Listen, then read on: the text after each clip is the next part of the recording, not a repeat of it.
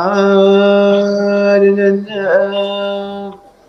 ሞቱ ዘውረነ በምሕረቱ በእንተ ማርያም ወላዲቱ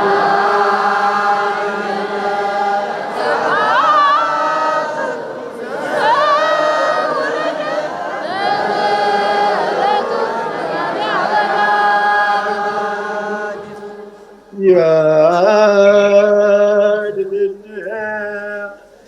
ሞቱ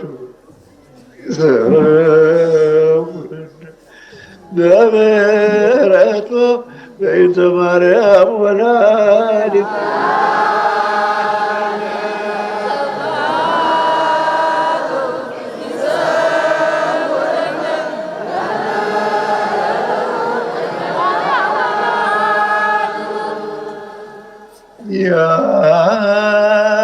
ያድነን ቅባቱ ዘውረነ በምሕረቱ በእንተ ማርያም ወላዲቱ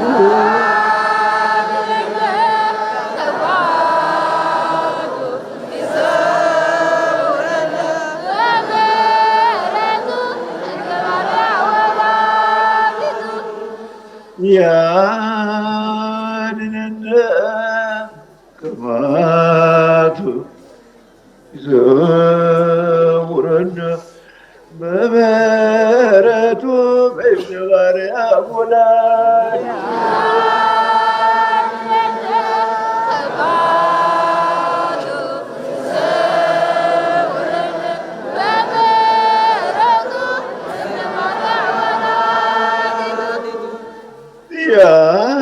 ያድነን ቅባቱ ይሰውረን በምሕረቱ በእንተ ማርያም ወላዲቱ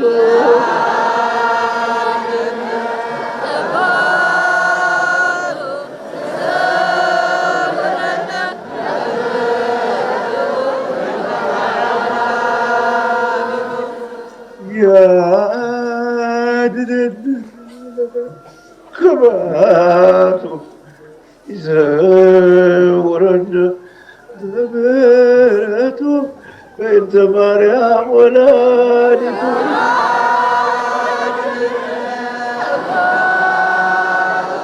ዛሬ የሚያለቅሱ ብፁዓን ናቸው።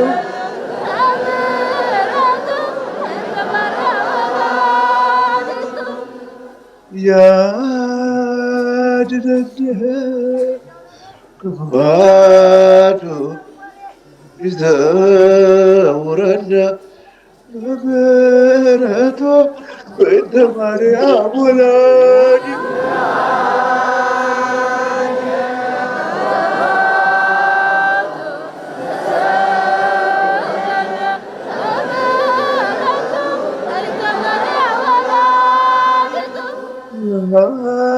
ያድነን ቅባቱ ዘውረን በምሕረቱ በእንተ ማርያም ወላዲቱ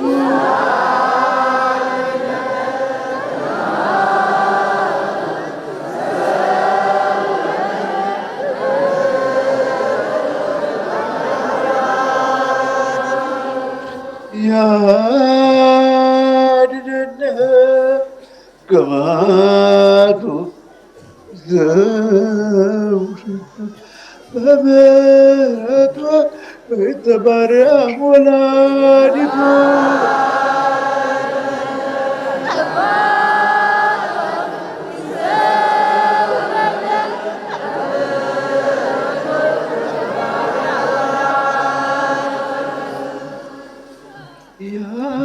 ያድነን ቅባቱ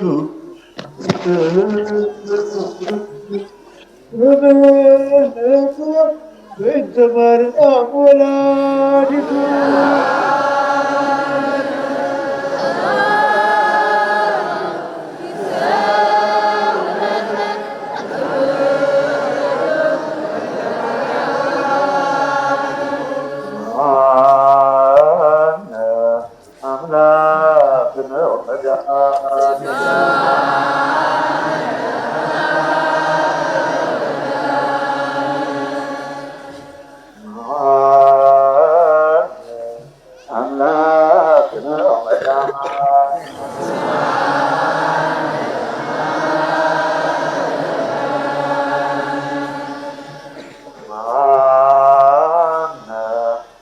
አምላክ ነው መዳን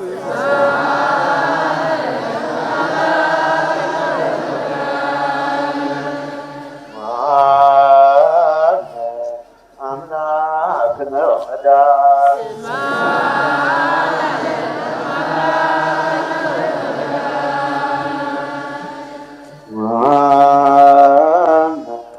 አምላክ ነው መድኃኒነ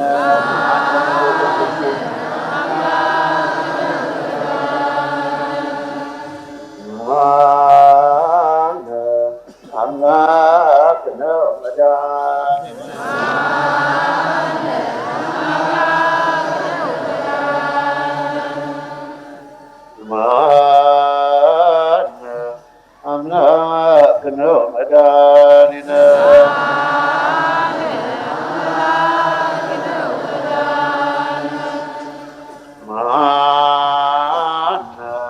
አምላክ ነው መድኃኒነ አምላክ ነው መድኃኒነ አምላክ ነው መድኃኒነ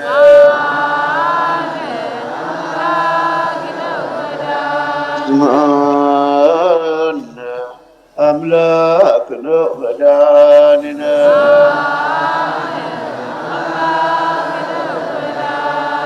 አቤቱ አምላክ አብርሃም፣ አምላክ ይስሐቅ፣ አምላክ ያዕቆብ፣ አምላክ ነቢያት፣ አምላክ ሐዋርያት፣ አምላክ ጻድቃን፣ አምላክ ሰማዕታት፣ አምላክ ደናግል፣ አምላክ መነኮሳት፣ ሕያው አምላክ ኃያል ጌታ ግፋታችን ተመልከት፣ ግፋችን ተመልከት። ዝም አትበል፣ ፊትህን ወደኛ አድርግ፣ ጆሮህን ወደኛ ዘንብል። ሕያው አምላክ ኃያል ጌታ መገፋታችን ተመልከት። ክፉ መንፈስ የአዳምና የሔዋን ጠላት የመልካም ስራ ጠላታችን ዲያብሎስ የሚያደርስብንን ግፍና መከራ አይተህ በዓይነ ምሕረቱ ተመልከተን። ሊቃውንተ ቤተ ክርስቲያን፣ ካህናትና ዲያቆናት፣ ባሕታውያን አይዟችሁ፣ ደስ ብሏችሁ ተመላለሱ። መነኮሳት፣ መናንያን ብቻ የገዳሙን ሕግ አታፍርሱ እንጂ ገዳማችሁ ነው፣ ቤታችሁ ነው። ማንኛውም ሰው ደስ ብሎት መመላለስ መብቱ ነው።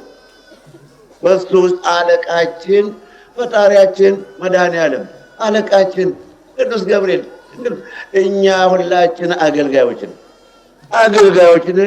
አንዱን አንዱ ሊያስከፋው አንዱን አንዱ በእኛ አሰራር አይደረግም። ለሰው ክብር ነው፣ ለሰው መብት ነው። እኛ በራህ ይገባ እንግዳ እንደ ሰው ሸቅለን ማደር እንደ ሰው ሆነን ማደር አላቃት። እኛ ሰው መከበር አለበት። ሕግ በስራ ላይ ሕግ በተግባር መፈጸም አለበት። ሕግን ብንፈጽመው ሕጉ መብራት ነው፣ ለእግራችን መብራት፣ ለመንገዳችን ብርሃን ነው። ብናከብረው ያከብረናል፣ ብንወደው ይወድናል፣ ብንጠብቀው ይጠብቀናል። ሕግን በመጠበቅ ተጠቀምኩ እንጂ አልተጎዳሁ። አሁንም የሀገሬ ወጣቶች ሕግን አክብሩ፣ ለሕግ ተገዥ ሁኑ። ሕግን አክብሩ፣ አይዟችሁ፣ ሰርታችሁ ሁሉ እግዚአብሔር ድህነትን የዘራን አደረገው። አይዟችሁ፣ እንደ ጨለማችሁ አትቀሩ፣ እንዳለቀስን አንቀር፣ እንደ ከፋን አንቀር። ብቻ እናንተ ጠንክራችሁ ስሩ። ስራን የሚሰጥ እግዚአብሔር ነው። ስራን የሚባርክ እግዚአብሔር ነው። ስራንም ዓለሙን በስራን የጀመረው ጌታ። ስራን ውደዱ፣ ስራን ፍቀዱ፣ ስራን ተመኙ። ስራችሁን ይባርክላችሁ እግዚአብሔር አምላክ።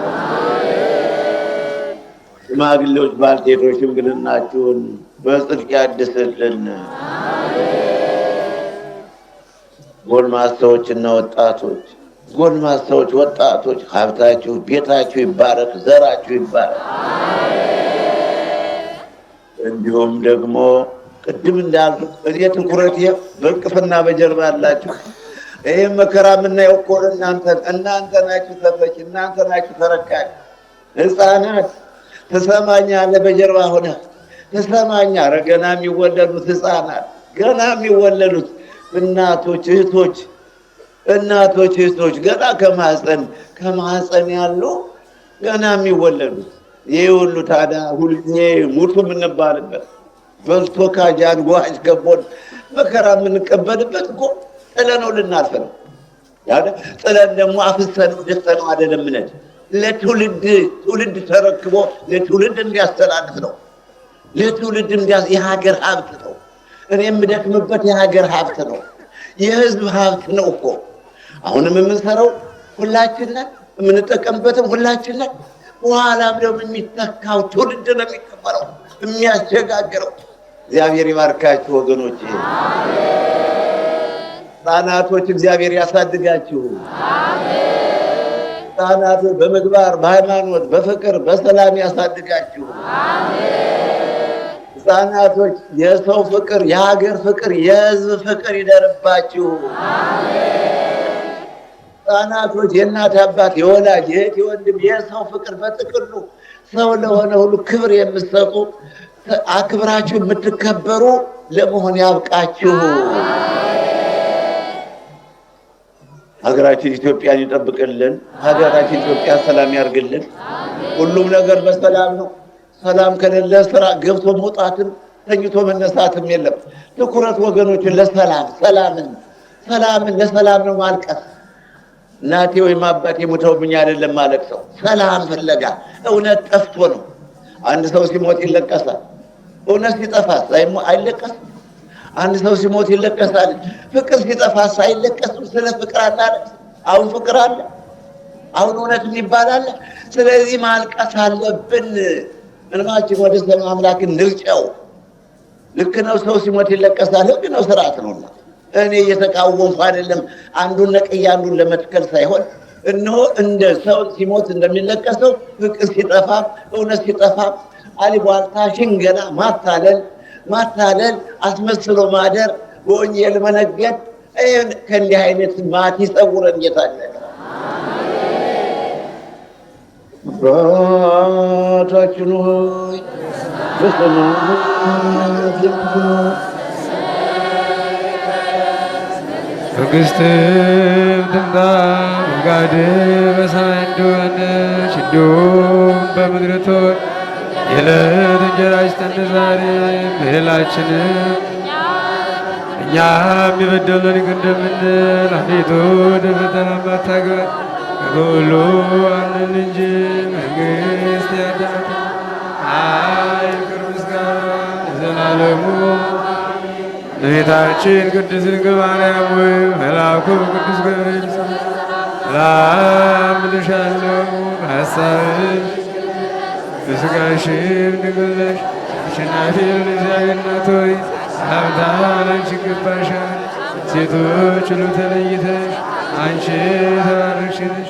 የማኅፀንሽ ፍሬ ኢየሱስ ክርስቶስ የተባረከ ነው።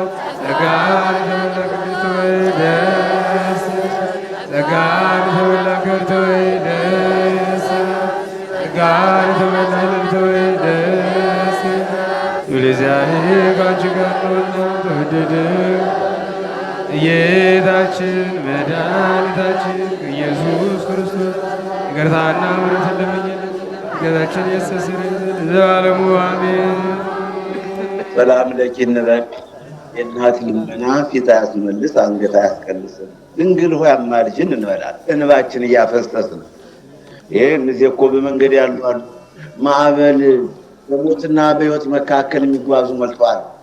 ሽፍታ ያቆማቸዋል።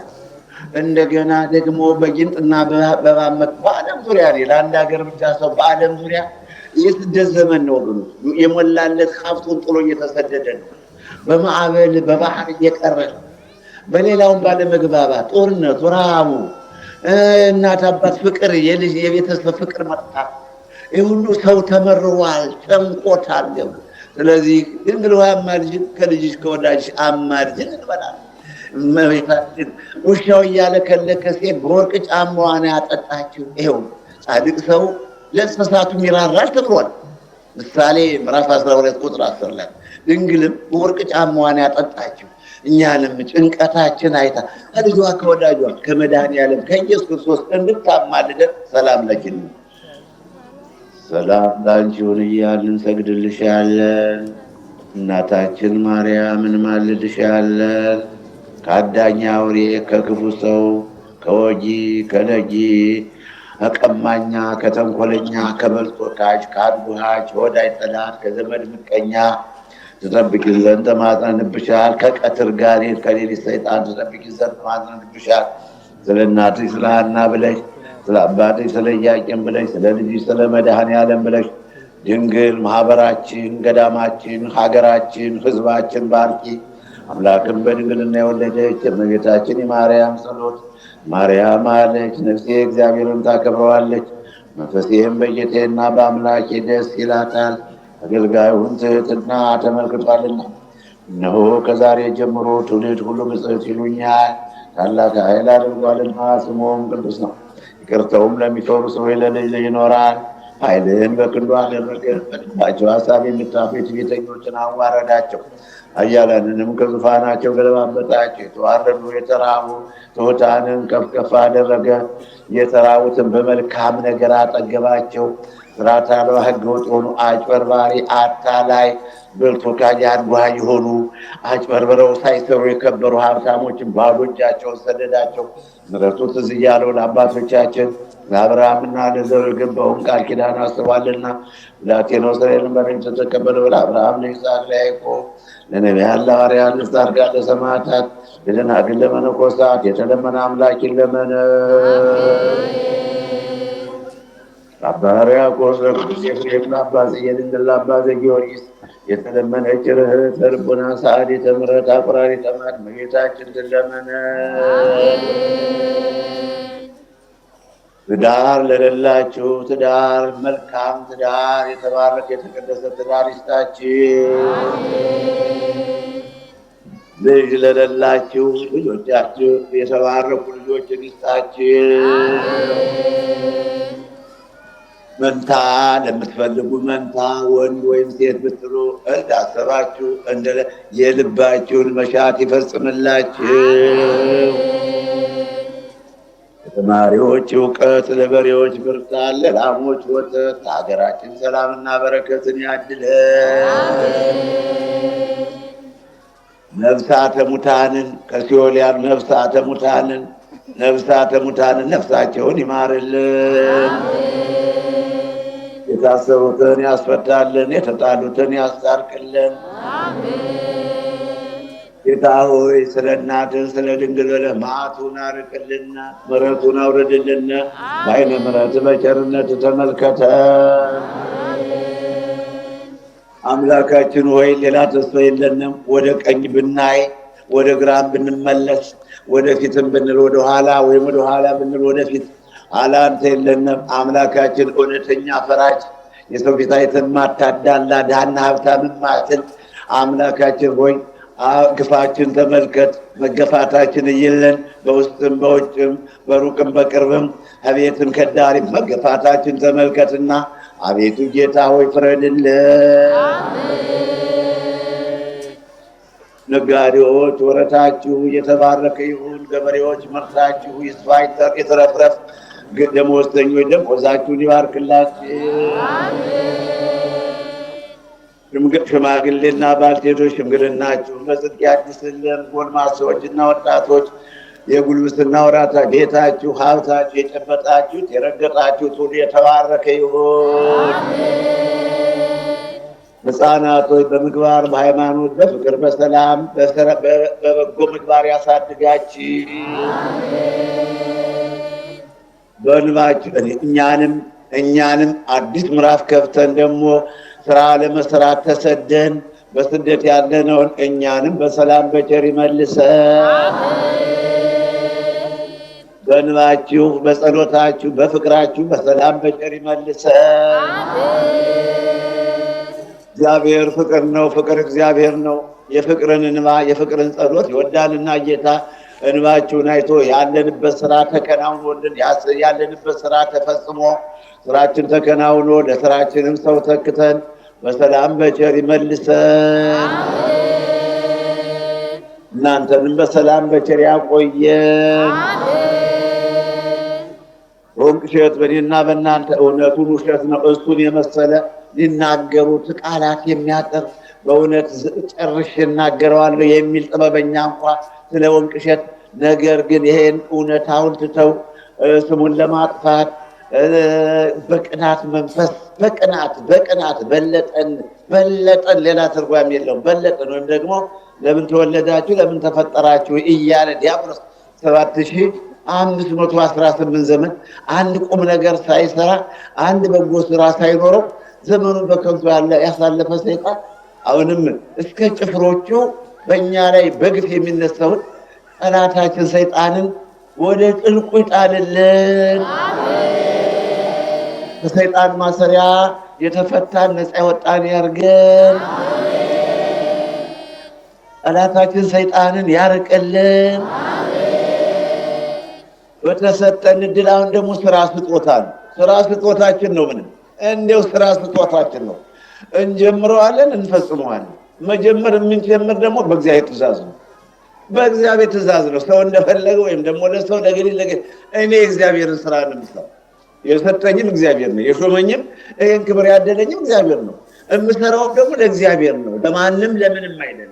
ዝም ብሎ መመልከት ዝም ብሎ ማየት ነው ወገኖች። ዝም ብሎ እያዩ ቢቻል አብሮ መስራት አይቻል ዝም ብሎ ማየት ነው እግዚአብሔር ስራ። መቼም ስጡኝ፣ እርዱኝ፣ ጉልበት ገንዘብ ለግሱልኝ፣ ጉልበት እርዱኝ አልልም። እንዲያው እግዚአብሔር እሱ የፈቀደውን ይስራ። ከሆነ ይሰራል፣ ካቃተኝ ተዋለሁ። እርዱኝ አልልም።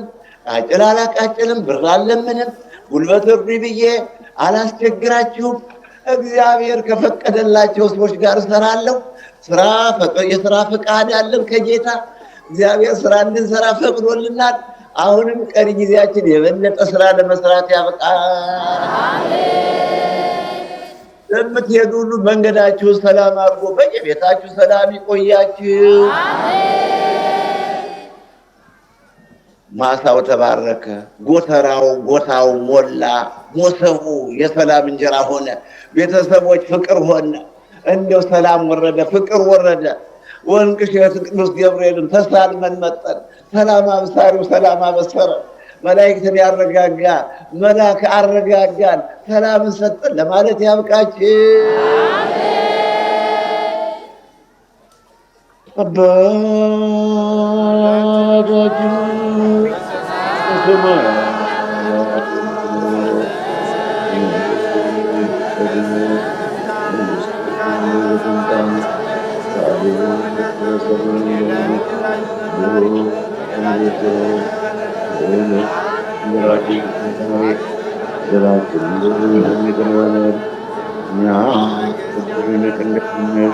አቤቱ በፈተና ሁሉ አድነን እንጂ መንግሥት ያንተ ናትና፣ ኃይል፣ ክብር፣ ምስጋና ዘላለሙ አሜን። እመቤታችን ቅድስት ድንግል ማርያም ሆይ በመልአኩ በቅዱስ ገብርኤል ሰላም በሐሳብሽ ድንግል ነሽ፣ በሥጋሽም ድንግል ነሽ። የአሸናፊ እናቱ ሰላምታ ለአንቺ ይገባሻል። ከሴቶች ሁሉ ተለይተሽ አንቺ የተባረክሽ ነሽ። የማኅፀንሽ ፍሬም ኢየሱስ የተባረከ ነው። ጸጋን የተሞላሽ ደስ ይበልሽ፣ ጸጋን የተሞላሽ ደስ ይበልሽ፣ ጸጋን የተሞላሽ ደስ ይበልሽ። እግዚአብሔር ካለ የተወደደው ልጅሽ በጌታችን መድኃኒታችን በኢየሱስ ክርስቶስ ቁጣና ምሕረት ኃጢአታችን ያስተሰርይልን ዘላለሙ አሜን። ጌታችን መድኃኒታችን ኢየሱስ ክርስቶስ የካህናት አለቃ ለሐዋርያትም ስልጣንን የሰጠ አባቶች ካህናት፣ ወንድሞች ዲያቆናት፣ ወንዶችም ሴቶችም ከዚህ የተሰበሰባችሁ ከኃጢአት ማሰሪያ የተፈታችሁ ነፃ የወጣችሁ ሁሉ ይህም እናንተ ነው ለመንግሥተ ሰማያት የበቃ የተዘጋጀን ያደርገን ዘንድ እግዚኦ መሐረነ ክርስቶስን 12 ጊዜ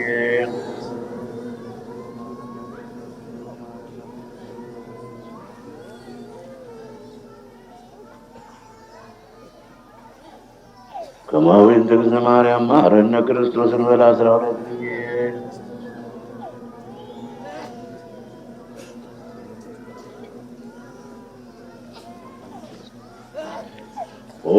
ጊዜ ኢየሱስ ክርስቶስ ስራዬ ኃጢአቴ ኃጢአተ ሁሉ ሕዝብ ስናውቅ በድፍረት ሳናውቅ በስተት በነቢብ በገቢር ባህሌው ሰራ ነውን ማይሰራ ኃጢአት እግዚአብሔር ይፍታ። እግዚአብሔር ይባርካችን።